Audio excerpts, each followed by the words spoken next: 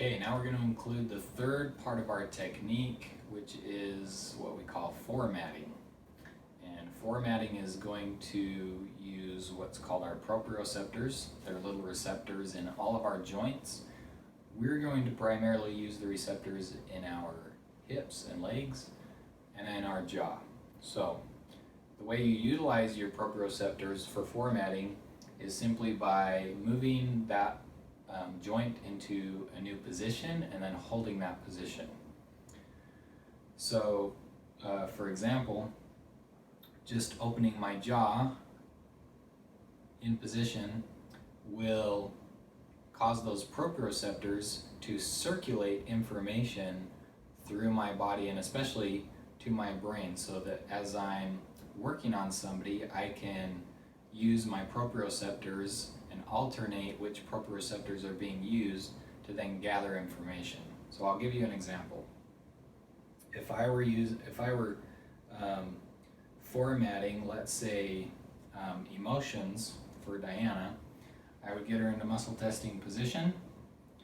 I might hold a mode to work on emotions, and I'm going to put that in my jaw proprioceptors and then in my legs. So that's just done by closing and opening my legs into position. And then I don't have to hold the hand mode anymore because that information is now energetically being held in the proprioceptors of my legs. So then I can then go and test other things, let's say meridians, and go and touch other meridians, or say if there's a particular part of her body that may be related to that emotion, I could then touch and see if that part of her body is also responding to that emotion. As you build a format, each time that you put something into the format, something that we'll learn to keep track of a little bit later on is the muscle will respond by toggling each time you format something in. So with the example I shared, if we put in emotion mode and I were to give Diana a muscle test and it's weak, and I put that into a format, so open my jaw and then close and open my legs so that it's all holding in my legs, the next response that I will be looking for is a strong response from the muscle. So right now her muscle is going to show that it's weak, but on the next thing that I find in my testing, it's going to show as a strong muscle.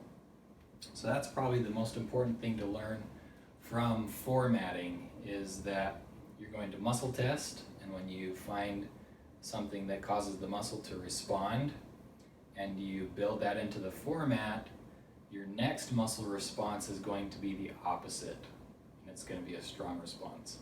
And then again, when you find something else, it's going to go back to a weak response. But I'll help you manage that as we go through these formats in future videos and try and simplify things so that you're not having to toggle too much.